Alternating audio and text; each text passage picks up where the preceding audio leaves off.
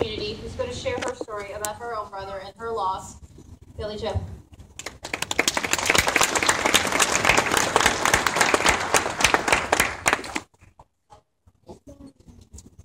Sorry.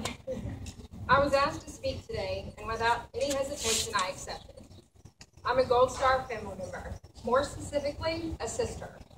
The day I lost my brother was the day I promised to live a life worthy of his sacrifice. I swore to honor, remember, and educate everyone I came into contact with about my brother. So today, I'm here fulfilling that promise. My brother, Corporal Thomas L. Hilbert, was killed in action on September 7, 2007, in Mosul, Iraq. He was 20 years old. I struggled with writing this because I'm so passionate about his sacrifice and all those who have given before and after him. I went back and forth over what would be appropriate and politically correct for such a venue. As today approached, the answer became clear. The only answer I continued to come back to was the raw, honest truth that was and is my brother's life and my life after his death. Anything less would be a disservice. I make no apologies for my thoughts or emotions regarding this somber day, because if I am truly to be honest, Memorial Day is every day in my life. My brother Thomas was a son, brother, uncle, friend, and an American soldier. I often refer to him in the present, even 8 years after losing him. He is with me every day and my children. I worry about when the memories will fade, but I am often reassured by my children that that won't happen. 3 of my children had been born when he was alive, but all 5 have taken my memories and turned them into theirs. His legacy lives on through us. If you had asked my youngest daughter 2 years ago if she knew him, she would say yes, and that I miss him dearly. She hadn't been born yet when he was killed. Thomas was a big town kid from a small town. Before he was born, he was meant for big things. He struggled in school because he lived life bigger than most would tolerate. When he did something, he did it big. He had the energy of an army. At the age of 4, he was suspended from pre-K because his ADHD was out of control. He would even tell our grandmother, "I want to be good, but my brain won't let me." His ADHD made school a struggle for him because he couldn't sit still and not talk. Everyone was his friend. If you ever asked him if it was his fault or if it was a disability, he'd say, "No, it's just who I am. Deal with it." He looked at it as an asset. Looking back, I'd have to agree. He feared nothing, even from an early age. Thomas smiled all the time. He gave the biggest, warmest hugs you could ever imagine. That's what I miss most about my brother. He was very sincere when he would give out his hugs. As laid back as he was, he still had a temper when pushed. Many who are in the audience that know me will say Billy Joe is one hard-headed woman. To them, I say you should have met my brother. He never tolerated the underdog being picked on. Often, when he did get in trouble, it was because he was standing up for someone who couldn't or wouldn't stand up for themselves. We knew he would have a life of service as a child, as he was always giving away his allowance to someone else who didn't have the same financial means as us. When he became a teen, he talked of leaving that small town that we grew up in. I had already left and experienced things that he had only dreamt of. As was his Thomas style, he came home 2 weeks before graduating high school saying he may not graduate. As this was a huge issue for his dad. His dad hadn't gotten a high school diploma, so it was very important that Thomas broke that cycle. That day, he entered the house so nonchalantly, saying he may not walk across the stage because he had not turned in several assignments.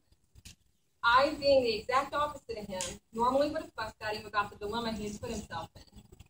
This time, though, I laughed because I knew it was his way of doing things and he would be okay. I did not, however, expect him to leave for boot camp 3 months later. I normally fussed at him for his choices. There was a 7-year age difference between us, so many times I wasn't his sister, but a mother figure. He did walk across that stage at graduation with a ton of cheers for his accomplishments. The whole graduation was not big enough thing for him, though. because that summer he joined the Army. He had joined the Army in his own way, yet again, pulling another Thomas stunt. He had mentioned it in passing, but no one thought it was more than just that, a comment. Plus, we were in the middle of a war that had only started when he was 14. His dad had his own reservations about Thomas joining the Army. My stepdad was just young enough to go to Vietnam, but remembered how the veterans were treated when they returned home. He didn't want that for his son. Thomas was also the only son, the only boy in a line of Hilberts to carry on the name. There were no first, second, or third cousins. It was only him. I worried because I grew up with my own father serving in the Army and in the First Gulf War. Thomas, the independent, headstrong young man he was, enlisted when his parents were out of town on a family emergency. He figured he'd enlist when no one would expect it, and he would tell everyone afterwards. Honestly, my parents were more concerned about him throwing a party while he was gone than enlisting. He was known to do that. I was tasked with keeping an eye on him and making sure he stayed out of trouble. Those were usually our roles growing up anyway. He found trouble, and I would get him out of it. He called me at work because he knew I was supposed to be watching him. He knew I would be questioned about what he did, and he needed my support. We always had each other's back. I did momentarily freak out. I actually called the recruiter as if I had clout and the ability to unenlist him. Looking back, I chuckle at my over-mothering. My husband even fussed at me because of my overprotection of him. He was so proud he was going to be a cavalry scout. Cavalry was his life. It fit his personality perfectly. He would tell me, without the scouts, the Marines can't go in. He signed every letter, first in, last out, and scouts out. If I had not told you he was a Cav Scout, he would be disappointed in me. And honestly, I would never hear the end of it. The last time I would ever see my brother was on his 2 weeks home for R&R from Iraq. That was the February of 2007. He had taken his R&R early so his buddy could be home for the birth of his child.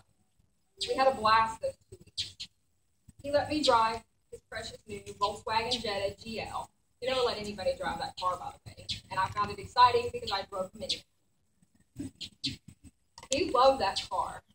He had several upgrades done to it so he could race it. He would bring my kids places to hang out, and it also helped that my nieces, when with him, would help him get dates. While at home, he spoke of Iraq as though it was the same at home. He always swore he was in the green zone, and it wasn't that bad. We would later learn that those words were only to appease us. Thomas' last mission was not the first time he entered an IED, like we had thought. This particular mission, though, wasn't his. He actually volunteered for it because his friend wasn't feeling well. That was just who Thomas was. He always did what he could for his friends and his family. It still amazes me when I remember on the day that I got the phone call. It was Friday, casual work day, Uncle Jean day at work. I was getting kids ready for daycare and school. My phone rang. I knew something was wrong because our mother was supposed to be asleep because she worked night shift. I said hello, and she simply said, "He's gone, Beach. He died in Iraq." My whole body went numb, and in that moment I felt a piece of my soul die. I fell to the floor and did the only thing I knew I could do. I screamed to the top of my lungs, "No, not him, no." We waited the longest 2 weeks of our lives for his body to arrive home. The manner of his death prevented an open casket, which made closure for my family that much more difficult. We waited months after his death to receive reports of what happened. Then we eagerly waited to meet those who knew him best to return home, just as if it were him coming home. They carried a special memory or a moment with them that I could not wait to hear. Hugging them in small ways is hugging him if he were still here. My brother left for Iraq at 19. He was just a kid. The week he died, he called over 20 people just to talk. He had spoken with me the day before. He had even updated his pictures on social media. I cherish those pictures because they are distinctly different from when I saw him a few months before on his R&R. Those pictures no longer show a 19-year-old, know-it-all, puny kid. Instead, they show a more mature man that I get to see. Memorial Day isn't for me or my family. It's to remember my brother. It's to remember all that get here. Memorial Day is very hard for me, and I get angry sometimes because the fallen deserve the utmost respect that we can give them. You being here proves and shows that my greatest fear that he will be forgotten will not happen. All I ask is, moving forward, you continue to observe this holiday as it was meant to be observed. There is nothing happy about today.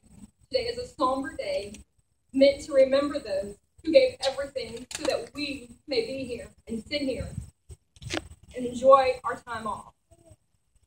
So I ask you, next year, when you come and attend, invite somebody else. It only takes one person to make a change.